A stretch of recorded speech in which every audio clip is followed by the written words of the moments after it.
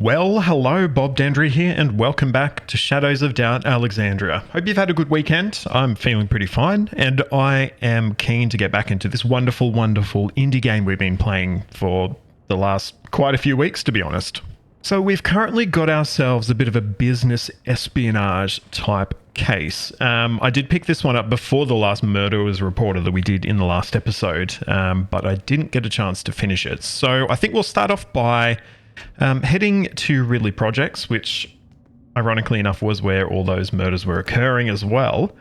And we're going to hop up to level 7 where our target lives. And hopefully we'll be able to potentially locate the file we're looking for. If not, we might get some more information that will help us, potentially where they work or something like that, because it potentially could be in their office rather than in their apartment. So let's head up there and have a look. Now, Darius Spencer lives on the 7th floor of the Ridley Projects. I'm not sure if we know any more information about where they actually live. No, just that they're on the 7th floor, which we could look them up in the files, potentially, of our security office. We might actually see if we can do that. It's open right now, so we might just sneak in and see if we can locate on the filing system where they live. Where is the light switch in here? It's over there. That's a bit of a silly place for it, but hey, it is what it is. So we're looking for Darius Spencer in our resident roster. So we want to have a look at Darius Spencer. So let's print out their file. And they are 701. Okay, so let's pop upstairs and see if they're at home. If they are, we might just hang out and see potentially if they go out to work or something like that. And 701 is going to be here. So let's give it a knock on the door. Unfortunately, they do appear to be home right now. Not ideal. We might see if they're happy to let us in and take a look around. We might maybe fudge things up and say we're maybe from the security department of their company or something like that, just making sure they're all safe and sound. Let's have a look. So we do know, a fair bit about them now. They work at Daffodil Limited as well. And they're just a marketing executive as well. So I wonder why we have, why it's them that we're targeting. Let's see if we can maybe give them a little bit of money just to get in, just to have a look around. $100, not bad. I probably wasn't going to go any higher than $100, so that is good. And we just need to pop in here and we can have a little bit of a look around and see if there's any files that potentially... It's going to be that one there, isn't it? It looks like he didn't see either. So that was actually really easy. So we've said, we are from company security. We're just making sure you are you're okay. Just need to check a few security things, And found the file we were after. And then we're like, all good. You're safe, you're sound. So we'll leave you to it. And then we sneak out with the file. So all in all, a good little narrative that we put together there, I guess.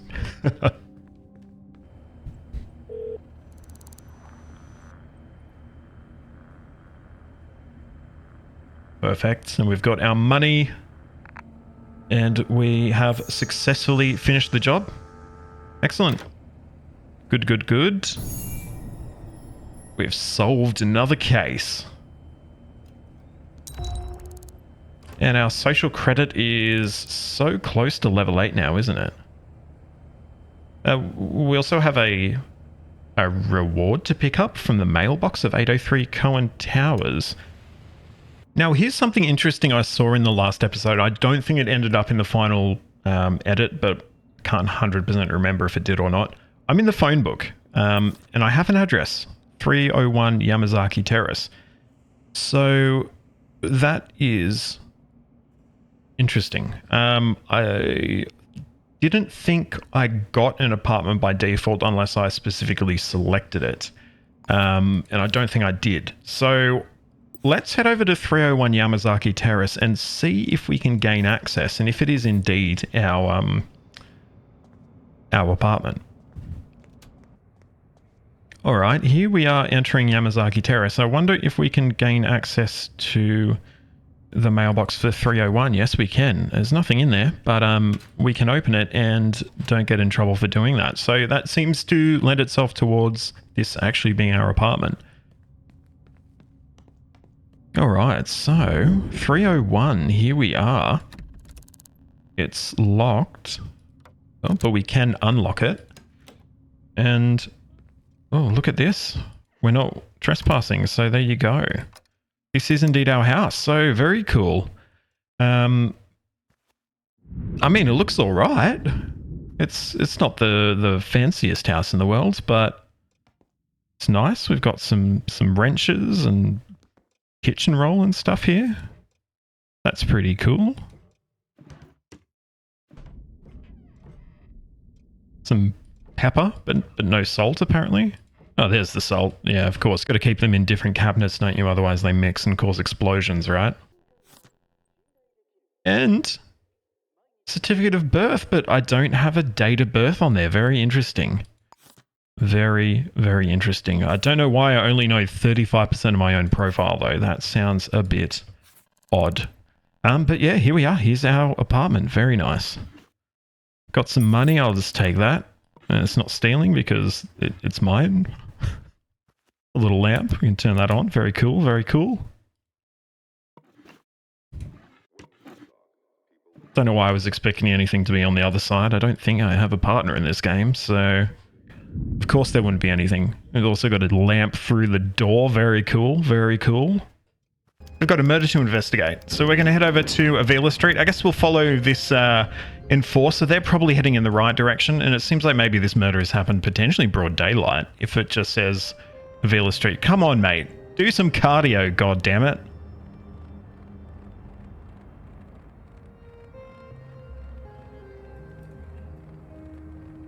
Okay, here's the body.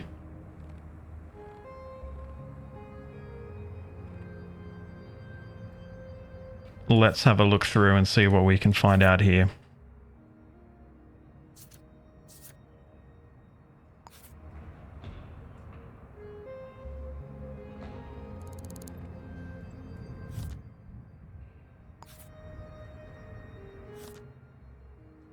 So we've got Jarek Moon from the Orchid Pharmacy.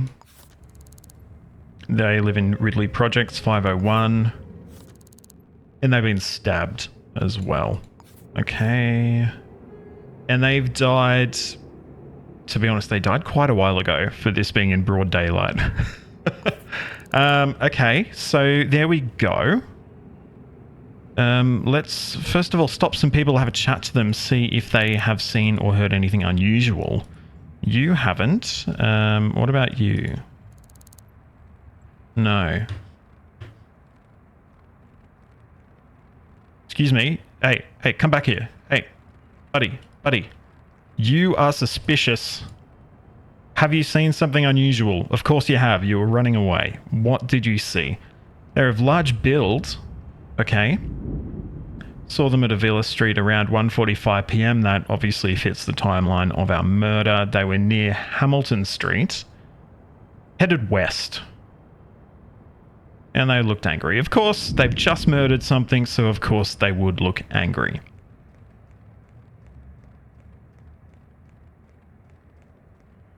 Now, do we have anything of interest? We do have some crumpled paper here. We might... did not mean to do that, so we might see if we can drop that. Actually just meant to scan it.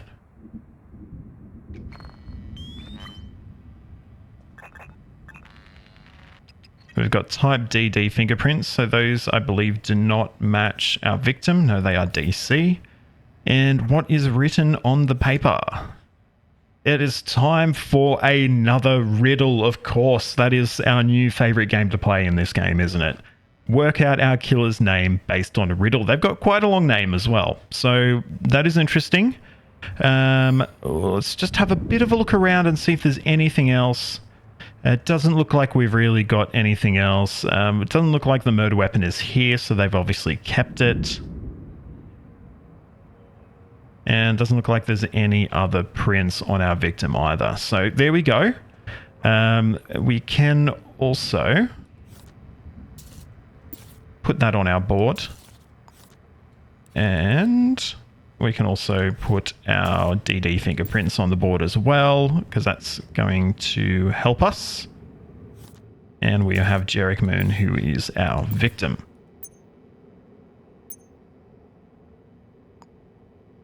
So Orchid Pharmacy is probably going to be our first step here, I think. Probably makes the most sense just to check out who they're working with, make sure that it's no one that they, you know, closely know or anything like that. Orchid Pharmacy, they were literally around the corner from their work. So you are someone that I'm very keen to speak to.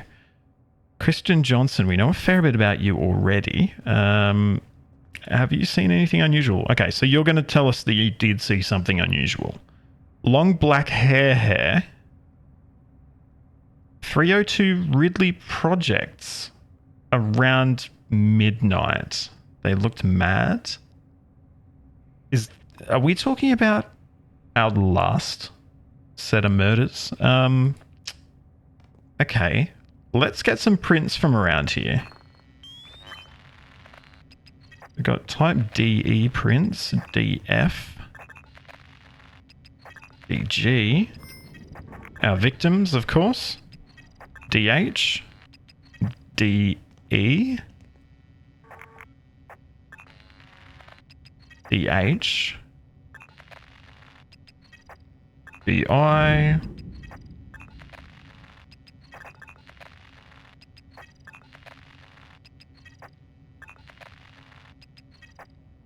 so from what we can see here, this is likely... Well, hang on. DD fingerprints. To rise is your right. Wealth is sweet and profit is for the hungry. 10 credits to Luca Siempre at security account 456 to learn more. Luca Siempre. Doesn't look like that's going to be a match for what we've got here.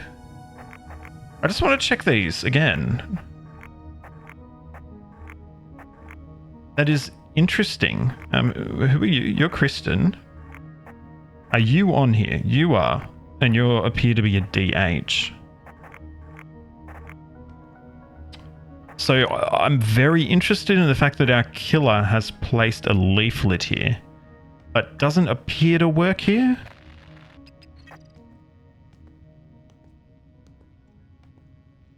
Let's see if we can check out their back room. Oh no. Okay, so we've got a security camera right there. That is something we need to be aware of. Can we turn off the lights? Let's see if we can do that. We can't turn off the lights, but we can get around the corner and get out of view of the camera. So wonder if we can get ourselves over here and turn off the back room. So the alarm's off anyway, but that's fine. Okay, so employee database. I wish we could just like print out the whole thing, to be honest, but obviously that would make things a bit too easy, wouldn't it?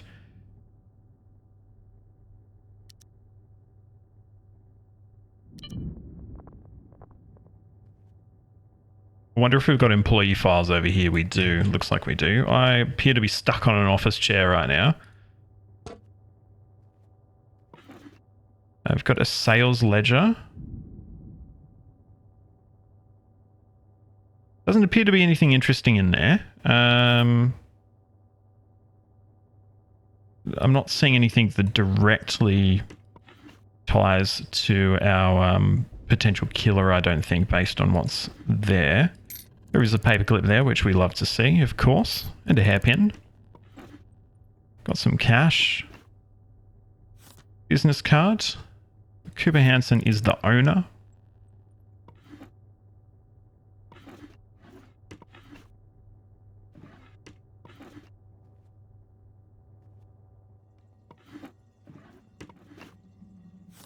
All right, and we've got our employee files. So let's have a look through these.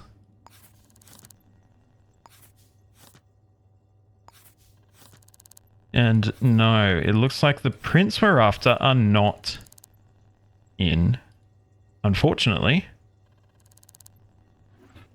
our employee files. So the person is obviously related to here, but yeah, is not, like, doesn't work here. I wonder if they might be like a partner of someone who works here or something like that. Let's just take this leaflet down, and just, whoops, hang on.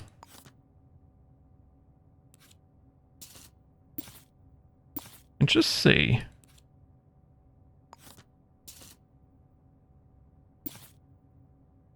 If there is anything else of interest. To rise is your right.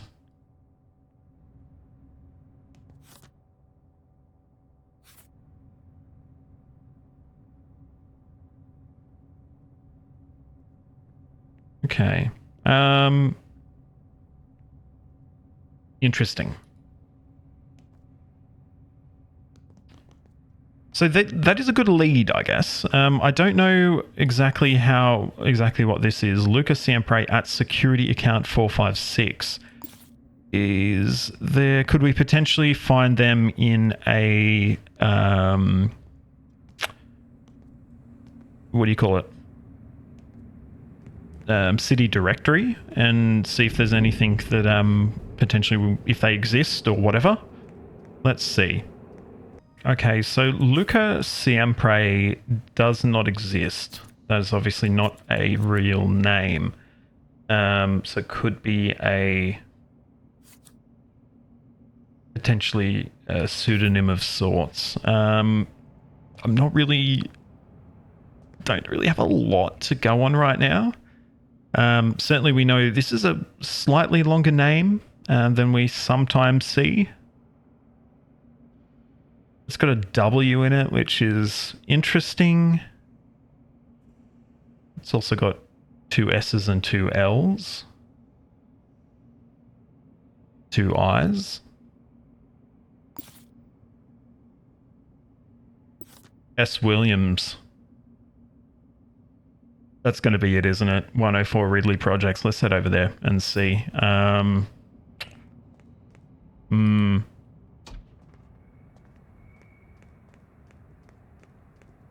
I think that's the downfall of this, murder MO, where you get the piece of paper with the killer's name as a sort of a hangman puzzle or something like that, is that it's pretty easy to work that out, to be honest. Certainly, I think once you've got like one, definitely so easy. But if it's a relatively uncommon sort of combination of letters, even more easy. So let's see. They are home. Let us... Yeah, type DD. There you go. That is our killer. So, really easy one. I mean... Hello, Sophia Williams. I already know you, apparently. You won't talk to me, which is interesting. I guess you... excuse me. I don't know, doing your right to silence or whatever. But we're just going to go in here, force handcuff you. And you think this is going to stop me? I mean... Yeah, here you go. Kitchen utility knife. I mean, that's all we need. That's it. So that's a simple as one. Obviously due to the due to the word puzzle sort of thing we had going there. So we've got our killer, Sophia Williams. We've arrested them. The evidence is the fingerprint on the crumpled paper. They live at 104 Ridley Projects. And that is the murder weapon. Easy as. Done. All right. Let's hand in the case.